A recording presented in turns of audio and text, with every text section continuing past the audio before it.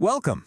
Today we're doing a deep dive into Canadian real estate investment trusts, or REITs as they're commonly known. Have you ever looked at a massive office tower or a sprawling shopping mall and wondered how you could possibly own a piece of it? Well, that's exactly what we're going to unpack. The unique structure, the very strict tax rules, and the investor appeal that makes it all work.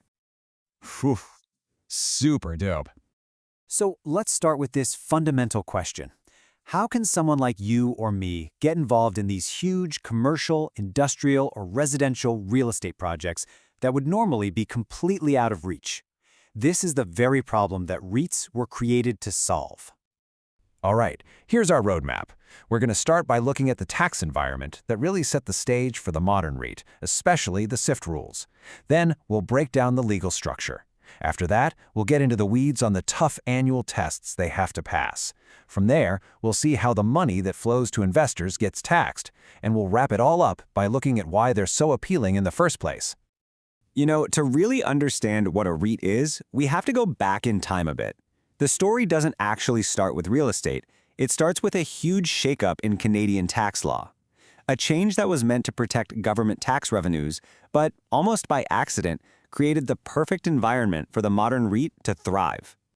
Just look at the shift here. Before 2007, it was really popular for businesses to set themselves up as public trusts, so income could just flow straight through to investors, bypassing corporate tax. This was great for tax-exempt investors like pension plans, because that income could avoid tax altogether. But this started to seriously eat away at the country's corporate tax base. So the government brought in the SIFT rules, which basically said, nope, from now on, these trusts are going to be taxed just like corporations. But, and this is the critical part, in the middle of this big crackdown, they carved out a very specific exception for real estate investment trusts. So with this special tax treatment, what does a Canadian REIT actually look like under the hood? Well, the legal blueprint is incredibly specific. It's designed to make sure it stays as a passive investment vehicle, not an active, day-to-day operating business. At its core, the legal foundation for almost every Canadian REIT is what's known as a mutual fund trust, or an MFT. Under the Income Tax Act, this is a specific type of unit trust that has to be a resident of Canada, and its main purpose, its whole reason for existing, has to be investing its funds in property. That's a really key distinction. So to even qualify as an MFT, a trust has to tick these 4 boxes. First, it's got to be Canadian. Second, its activities are strictly limited to investing, not developing properties from the ground up. Third, it can't be set up mainly as a tax dodge for non-residents. And fourth, it has to be widely held. That means at least 150 different investors, making sure it's a public investment vehicle and not just some private fund in disguise. Now, this brings up a bit of a puzzle.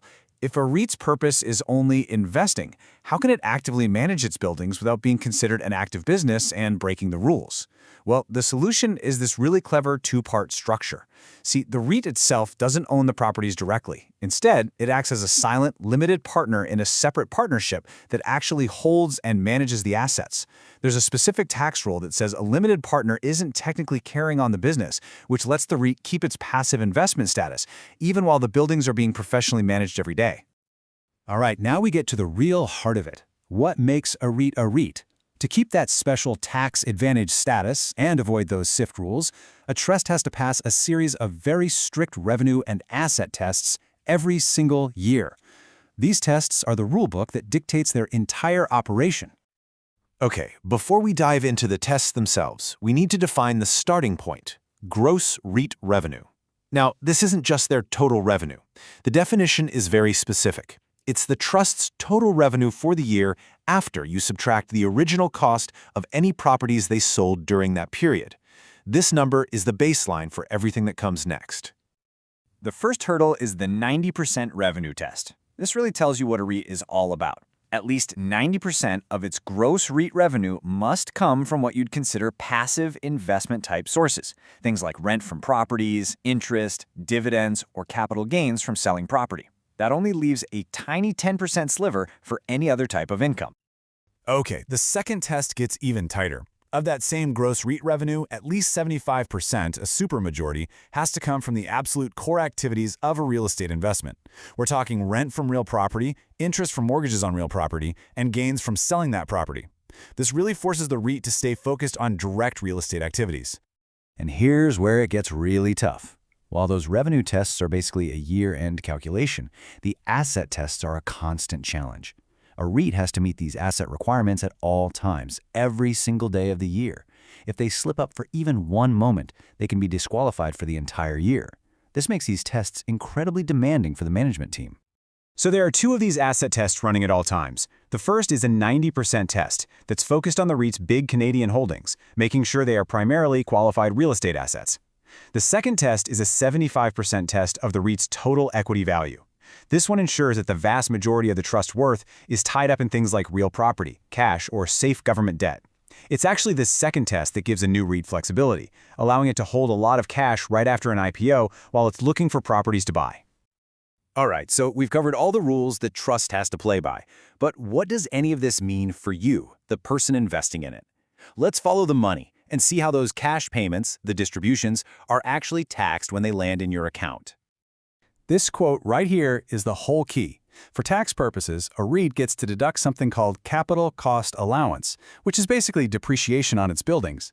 This is a non-cash expense, a paper deduction, that reduces its taxable income. The result? The REIT often has way more cash to distribute than it has taxable income to report, and that creates two very different kinds of distributions. And this is where the real tax advantage comes into play for you, the investor. The payout you receive is often split into two parts. The portion that comes from the REIT's taxable income is taxed as regular income for you in that year.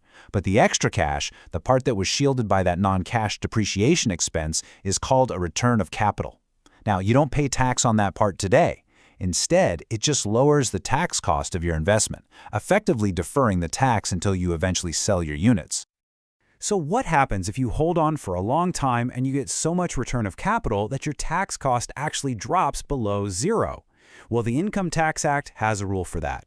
The moment your cost base goes negative, that negative amount is immediately triggered as a capital gain for you in that year, and your tax cost simply resets back to zero. Now, for non-resident investors, things get a little different because of withholding taxes. If you're a resident of Canada, no problem, zero withholding. If you're in the US, a tax treaty kicks in and sets the rate at 15% on both types of distributions. For other non-residents, the tax on the income portion is higher, at the standard 25% rate, while the return of capital part stays at 15%.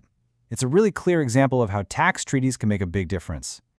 So after navigating all of that, the SIFT rules, the MFT qualifications, those relentless revenue and asset tests, you have to ask the big question. Why go through all this trouble? What's the ultimate payoff here? Well, the appeal is pretty powerful. REITs give everyday investors access to a diversified portfolio of large-scale properties that would otherwise be impossible to own. They can provide a steady stream of cash, often paid out monthly, and you also get to share in the potential appreciation of the real estate itself. And on top of all that, they're incredibly tax efficient when you hold them inside a registered account like an RRSP or a pension plan. If you remember just one thing from all of this, let it be this number: zero. That is the amount of income tax paid by the REIT itself, as long as it distributes all of its taxable income to its unit holders. Because the trust can deduct those payouts, it can legally reduce its own taxable income all the way down to nothing. This completely eliminates a layer of tax at the entity level, making it an incredibly efficient structure for passing real estate profits straight to investors. So we've walked through the legal framework, the tough operational tests, and the unique way the money is taxed. That brings us to our final thought. Now that you know the rules of the game, how might a tax-efficient, income-producing vehicle like a REIT fit into a well-diversified investment portfolio?